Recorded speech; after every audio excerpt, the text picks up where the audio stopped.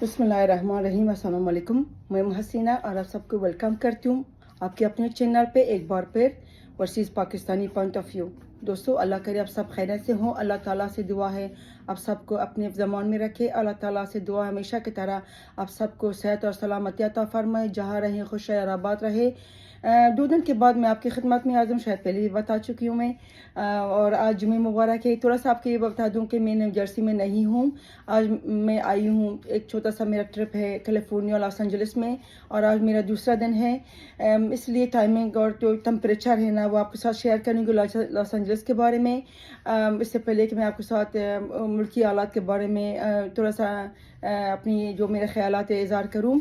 Los Angeles में मेरा आज दूसरा दिन है, और जो टेम्परेचर है लॉस एंजलिस में, आपको पता है, जो लोग मेरे दोस्त मेरे पाकिस्तानी लॉस एंजलिस में रहते हैं उनको पता है कि लॉस एंजलिस कैलिफोर्निया जो है वो बहुत गर्म जगह है। और यहाँ पे अभी जो टेम्परेचर है 60 फ़ारेनहाइट है। कल मैं आई थी और वहाँ पे 80 था, बहुत ही गर्मी। तो वही गर्मी जो हम समर में पाकिस्तान में फील कर रहे हैं, यहाँ कैलिफोर्निया और लॉस एंजलिस में बहुत शदीद गर्मी है। और जो टाइमिंग है फ़र्क लॉस एंजलिस और न्यू जर्सी में 3.5 घंटे का ऑलमोस्ट है। सो अभी टाइम जो है यहाँ पे हो रहा है 9:10 पे, और न्यू जर्सी में है 12:10 का। और जो फ़्लाइट का जो टाइमिंग था, क्योंकि आप सबको पता है कैलिफोर्निया बहुत बड़ा स्टेट है अमेरिका में, और न्यू जर्सी और कैलिफोर्निया का जो फ़्लाइट का जो टाइमिंग था वो 6 घंटे का था। सो थोड़ा सा आपके साथ शेयर करूंगी लॉस एंजलिस के बारे में। थोड़ा सा वीडियो बनाऊंगी, आपके साथ शेयर करूंगी। लेकिन मुल्की हालात से मैं जब से 2 दिन से आई हूँ बेखबर नहीं हूँ, और मैं न्यूज़ देखते रहती हूँ, और वही हालात है पाकिस्तान में, ज़ाहिर बात है। सबसे पहले जो ख़बर है ये है कि लाहौर हाई कोर्ट में जो 35 पीटीआई अरकान असम्बली थे, उन्होंने जो दरख्वास्त दिया था दोबारा असम्बली आने का, उन्होंने मुस्तरद कर दिया है, नामंजूर कर दिया है। और जो कौमी असम्बली परवेज़ राजा अशरफ स्पीकर कौमी असम्बली, उनका जो मौक़िफ़ था, उन्होंने जो इत्तफ़ाक़ किया था 35 अरकान पीटीआई का, उनका उन्होंने बरकरार रखा है। और हाई कोर्ट ने ये भी कहा है कि जो राजा परवेज़ अशरफ साहब ने, जो स्पीकर कौमी असम्बली ने, जिन्होंने अपने मौक़िफ़ पे इख्तियार किया था, पेश किया था, उसी का हमने चेहरा नहीं है। सो बेसिकली ये जो अब उन्होंने जो पीटीआई का जो अरकान असम्बली था कौमी असम्बली, उन्होंने जो दरख्वास्त दिया था वो नामंजूर कर दिया गया है, और राजा अशरफ परवेज़ का जो मौक़िफ़ उन्होंने कबूल कर दिया है। और दूसरी ख़बर ये है कि IMF का पाकिस्तान के साथ 10 दिन से मुज़ाकरात हो रहा है, और मुख्तलिफ़ ख़बरें आ रही हैं। उनका जो तकनीकी पहले एक राउंड था, जो उनका साथ एक मीटिंग था, वो तो ख़त्म हो चुका है। दूसरा जो दौर है वो शुरू हो चुका है। लेकिन अभी तक वज़ीर ख़जाना जो कह रहे हैं कि मामला तय होगा, लेकिन अभी कुछ पता नहीं। शायद अगले हफ़्ता जो मंडे होगा, जो वफाकी वज़ीर ख़जाना है इसहाक़ साहब, वो कौम को अपनी मौक़िफ़ बताएंगे।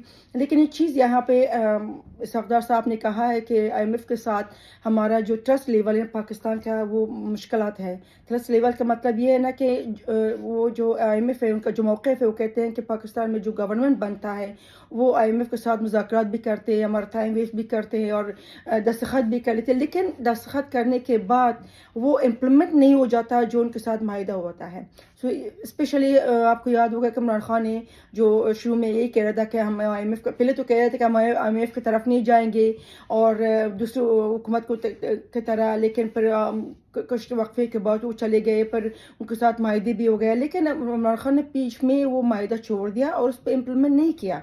सो अभी जो IMF है उसी का उनका यही कहता है कि ट्रस्ट लेवल जो है ना पाकिस्तान में मसला है, और पता नहीं कि अभी हम अगर इस हुकूमत के साथ भी हम माहिदा करें, ये इम्प्लीमेंट करेंगे नहीं करेंगे, तो इसी बात पे ये डिस्कस हो रहा है। लेकिन एक चीज़ आपको याद होगा कि इमरान खान जो होता है हमेशा यूटर्न लेता है। ठीक है, अपनी पार्टी के सतह पे और अपनी पाकिस्तान के दाखिली जो मामलात हैं ना, जो तुम यूटर्न लेते हो, जो खुद बजात खुद तुम कहते हो ना कि यूटर्न बड़े लीडर लेते हैं, लेकिन जो स्टेट लेवल का होता है ना, उसमें यूटर्न होता नहीं है। مطلب آپ نے شاید کبھی سنا نہیں ہوگا کہ جو ایک پرائم منسٹر ہوگا کسی کنٹری میں اگر انٹرنیشنلی اور کسی ملک کے ساتھ معاہدہ کرتے ہیں اور کسی بھی ورلڈ بینک میں اور IMF میں یو ٹرن نہیں لیتے. لیکن کیونکہ عمران خان کا شروع سے میں نے آپ کو بتایا ہے کہ اس میں سیاسی شعور بھی نہیں ہے، اس کا کوئی تاریخی شعور بھی نہیں، اس کا جغرافیائی شعور بھی نہیں، اس لیے اس کو نہیں پتہ کہ کہاں پہ یو ٹرن لینا چاہیے اور کہاں پہ نہیں لینا چاہیے. سو یہ جو IMF کا جو موقف ہے نا، یہ وہ سچ کہہ رہے ہیں. اگر آپ بھی کسی کے ساتھ معاہدہ کرتے ہو اور یو ٹرن لیتے ہو تو کون آپ کے اوپر ترس کرے گا؟ سو اللہ دیکھتے ہیں نا کہ پہلے تو یہ ہے کہ IMF کی طرف جانا مجھے نہیں پتہ، میں اکنامک میرا کوئی اتنی شعور نہیں ہے، لیکن جو لوگ ہمارے جو ماہر معیشیات ہے وہ کیا کہتے ہیں کہ جانا چاہیے یا نہیں جانا چاہیے، ان کو پتہ ہوگا. لیکن ایک چیز ہے نا کہ حکومت کو پہلے جانا چاہیے تھا. لیکن یہاں پہ میں حکومت کو بلیم بھی کرتی ہوں، میں نہیں بھی کرتی ہوں. بلیم اس لیے نہیں کرتی کہ وہ نہیں چاہتے تھے کہ غریب عوام کے اوپر بوجھ آ جائے، لیکن بلیم اس لیے کرتی ہوں کہ اس کے باوجود اتنی مہنگائی ہو گیا ہے، نہ جانے کے سے پہلے بھی بہت اتنا غریب کے اوپر بوجھ آ گیا، اتنی مہنگائی آ گیا. تو پھر اس کا مطلب ہے کہ پہلے جانا چاہیے. اگر وہ جو پہلے چلے جاتے شاید اتنے بوجھ نہ پڑتا جو آج کل ابھی آنے والا بہت ہی ہوگا. جو کیونکہ آپ کو پتہ ہے کہ IMF جو ہے نا ایسے ہی آرام سے ریلیف نہیں دیتا، پریشر ڈالتا ہے، ان کے مطالبات ہوتا ہے. اور جس طرح کہ سردار صاحب نے کہا کہ مہنگائی کافی زیادہ ہوگا، کاش یہی پہلے حکومت کر لیتا، جو مہنگائی آج نہیں پڑنا تھا پہلے پڑ جاتا، شاید اتنا آگے نہ ہو جاتا. خیر ہمارے کہنے سے تو کچھ نہیں ہوگا، کیونکہ ہمارے جو لیڈران ہوتے ہیں اور اپنے سنتے وہ کسی اور کو کیا سنتے ہیں. دوسری بات یہ ہے نا کہ شیخ رشید احمد جو لوگ اس کو شدت علی کہتے ہیں، میں تو نہیں کہتے، تھوڑا سا رسپیکٹ کرتی ہوں، لیکن سننے میں یہی ہوتا ہے. انہوں نے آپ کو یاد ہوگا کہ پچھلے جو انہوں نے کہا تھا کہ عمران خان کے قتل کے منصوبہ بن رہا ہے اور یہ آصف زرداری صاحب کر رہے ہیں. وہ عمران خان کا جو بیانات تھا وہ اگری کرتا تھا اور کہتا کہ عمران خان کے پاس ثبوت ہے، تو اس وجہ سے ان کو گرفتار کر دیا گیا ہے. لیکن 2 دفعہ ان کا ضمانت مسترد کر دیا گیا. ابھی انہوں نے اسلام آباد ہائی کورٹ میں انہوں نے ایک درخواست دیا منظور اس کا اپنی ضمانت کا، اور انہوں نے موقف اختیار کر دیا کہ میرے جو بیانات ہیں کسی اور نے میرے خلاف مطلب جو مقدمہ دائر کیا، لیکن زرداری آصف زرداری بذات خود نہیں کیا.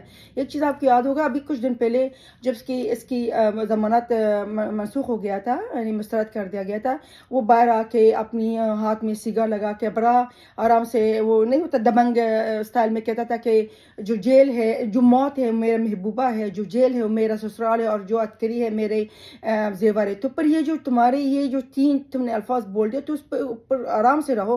میں تو نہیں کہتے کہ تمہیں موت آ جائے، اللہ نہ کرے. میں تو ایک مسلمان ہوں، ہمارا کوئی حق نہیں بنتا کہ کسی کے بارے میں، کسی کی موت کے بارے میں ہم سوچیں، کیونکہ اللہ تعالیٰ خود جینا اور مرنا جو ہے اور موت اور زندگی اللہ تعالیٰ کے ہاتھ میں ہے، جو لکھا ہوگا وہی ہوگا. لیکن جو تمہارا اپنی موقف ہے نا اس کو تو پھر یوٹرن مت لے لو نا. اگر تمہارا یہ چلو موت کو چھوڑیں، آپ جو کہتے ہیں نا کہ جیل میرا سسرال ہے اور ہتھکری میرا زیور، تو پر اپنی سسرال اور اپنی ہتھکری پہ تو قائم ہو جاؤ نا. یہ سب سنی باتیں ہوتی ہیں. یہ جو ہمارے پولیٹیشین کا کوئی دین ایمان نہیں ہے، جو اپنے آپ کو بڑے بڑے کہتے ہیں، ان کے جو باتیں ہوتے ہیں وہ صرف اس وقت تک ہوتا ہے جب یہ باہر ہوتے ہیں. جب اندر چلے جاتے ہیں پر وہی رونا دھونا، شہباز گل کی طرح، اعظم سواتی کی طرح، فواد چودھری کی طرح، اور ابھی آخری کیا اس کا نام ہے شیخ رشید. ان کے صرف اتنی باتیں ہوتے ہیں. یہ اگر شیر ہوتے تھے یہ اس طرح کر دیتے، سب کہتے ہیں نا کہ سب اپنی گھر میں شیر ہے، جو باہر نکلتے وہ گیدڑ بن جاتے ہیں. سو یہ ان کا یہی حال ہے. لیکن ان کے ابھی شہباز گل کے حالات دیکھیں، PTI اس کو لفٹ نہیں کرتا. آپ نے دیکھا ہوگا کچھ دن بھی شاید کل ہی کوئی پریس کانفرنس کر رہا تھا اور اس کے ساتھ کھڑے تھے اسد عمر اور فواد چودھری. اب اس نے اپنی بات ختم بھی نہیں کیا تھا، وہ لوگ چلے گئے منہ اٹھا کے، مطلب منہ موڑ کے چلے گئے.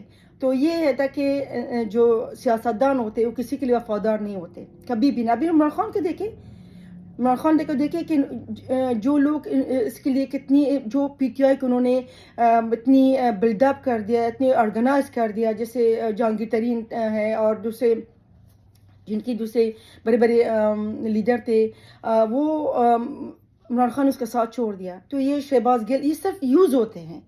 اچھا میں سوچتی ہوں کہ کوئی ننھا سا بچے بھی نہیں، یہ کوئی تینیجر بھی نہیں کہ ہم کہیں کہ جو میرے نوجوان ہوتے ہیں وہ ورغلا ہو جاتے ہیں اور آ کے مرنے جینے کا نام لیتے پڑھتے کہ، لیکن جو شہباز گیل یا یہ فواد چودھری اور دوسرے جو ہے نا جو یہ لوگ کیسے مطلب ان کو سمجھ نہیں آتی ہے کہ ہمیں کیا کیا کرنا چاہیے.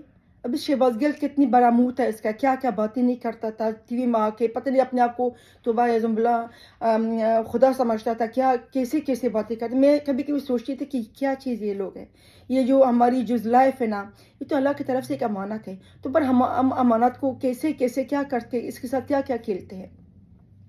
اور ایک اور بات حکومت کی طرف سے میں نے سنا کہ جو کابینہ کا جو لوگ ہیں جو اراکین ہیں وہ 82 ہو گیا ہے. خدا سے ڈریے، پاکستان جس حالات میں جا رہا ہے کیا اتنی ہی کابینہ کے ارکان اتنی ہم کر سکتے ہیں، مطلب افورڈ کر سکتے ہیں ہم لوگ.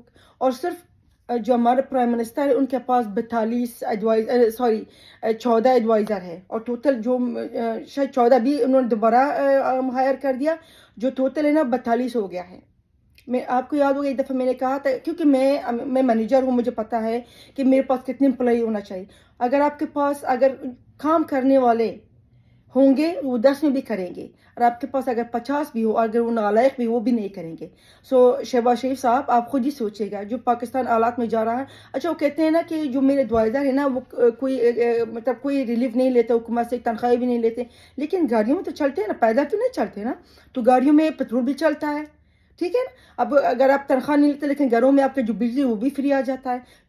دوسری باتیں کو چھوڑ کیا ان کا بینیفٹ مل جاتا ہے، لیکن سب سے بڑا ان کے جو گاڑی یوز ہوتا ہے، جو اسٹیٹ لیول کا جو پاکستان کا جھنڈا لگتا ہے، ان کی کتنی خرچے ہوں گے.